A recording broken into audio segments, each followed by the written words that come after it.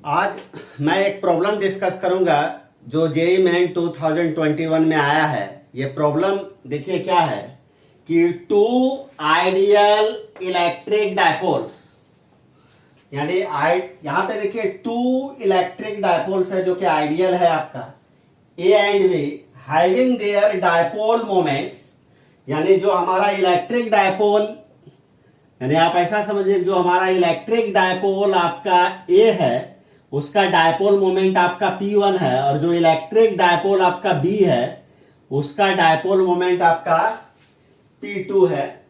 Respectively are placed on a plane with their centres O as shown in the figure. तो यही है आपका figure. At point C on the axis of dipole A, जैसे ये देखिए ये जो हॉरिजॉन्टल लाइन है इसी पर देख रहे हैं, यहां पर माइनस चार्ज है, यहां प्लस चार्ज है, ये आपका डायपोल ए है, और ये आपका देख रहे हैं इस लाइन के ऊपर जो परपेंडिकुलर है ये हमारा डायपोल आपका बी है। तो at point C on the axis of dipole A, यानी डायपोल ए का एक्सिस आपका ये हॉरिजॉन्टल लाइन है। द रिजल्टेंट इलेक्ट्रिक फील्ड, यानी पॉइंट सी पर जो आपका रिजल्टेंट इलेक्ट्रिक फील्ड है, making an angle of 37 degree with the axis, यानी एक्सिस आपका यही है, इसके साथ, इस एक्सिस के साथ रिजल्टेंट इलेक्ट्रिक फील्ड आपका, ये जो एक्सिस आप देख रहे हैं इस एक्सिस के साथ पॉइंट सी पर जो रिजल्टेंट इलेक्ट्रिक फील्ड है वो 37 डिग्री का एंगल बना रहा है। तो आपको ये बताना है कि डायपोल ए का डायपोल मोमेंट और डायपोल बी के डायपोल मोमेंट का आपका रेशियो क्या होगा।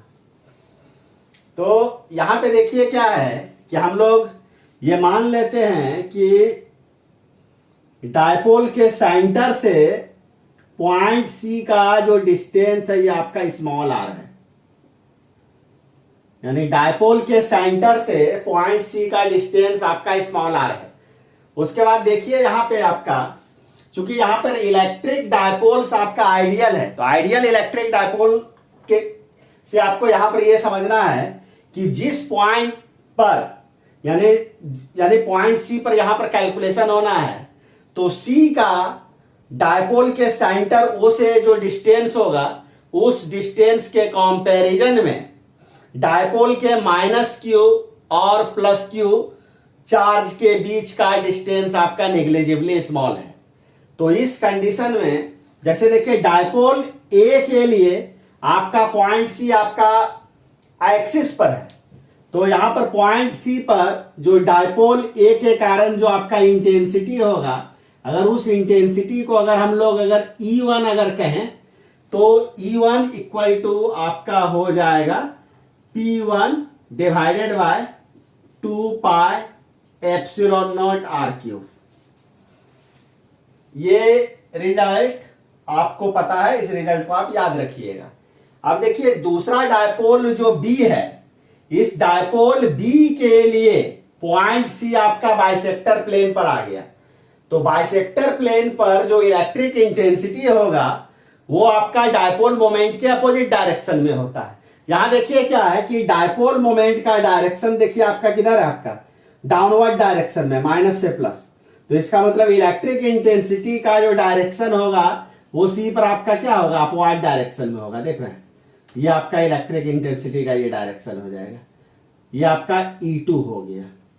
तो यहां पर देखिए अगर आप E2 को यहां पर देखिए E2 को, तो E2 इक्वल टू आपका देखिए क्या हो जाएगा, P2 divided by 4 pi epsilon naught R cube.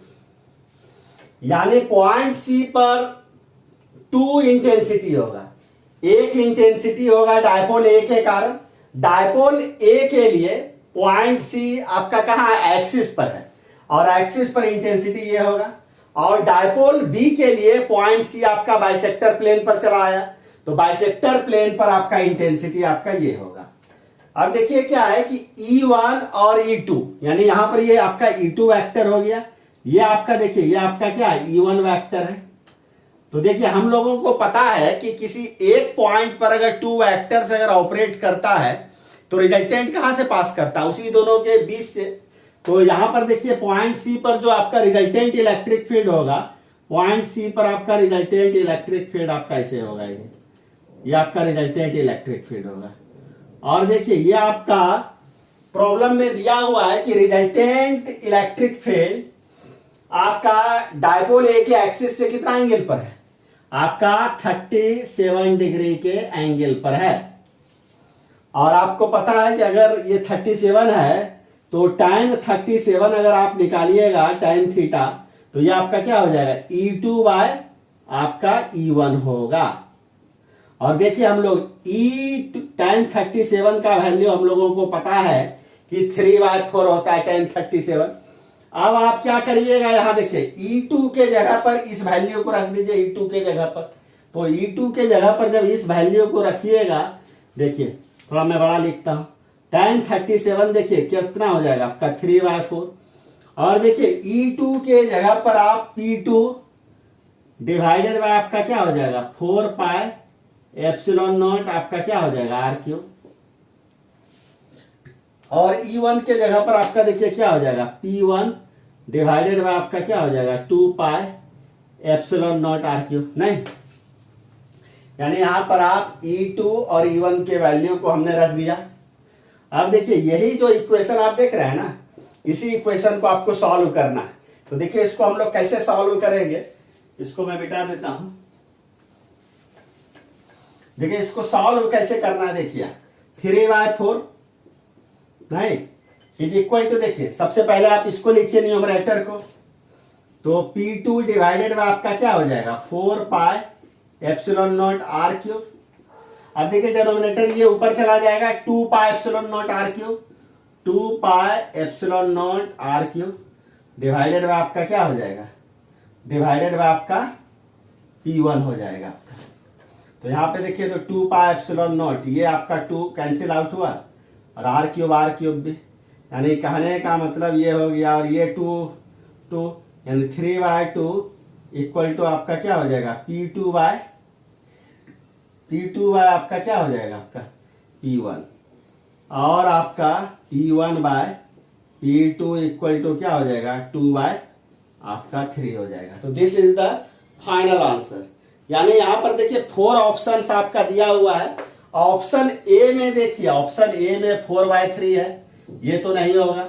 Option B में देखिए आपका क्या है कि ऑप्शन बी में 3/2 है, तो ये भी नहीं होगा। ऑप्शन सी में देखिए क्या है 2/3 है, ऑप्शन सी में 2/3, तो ये आपका देखिए 2/3 होगा।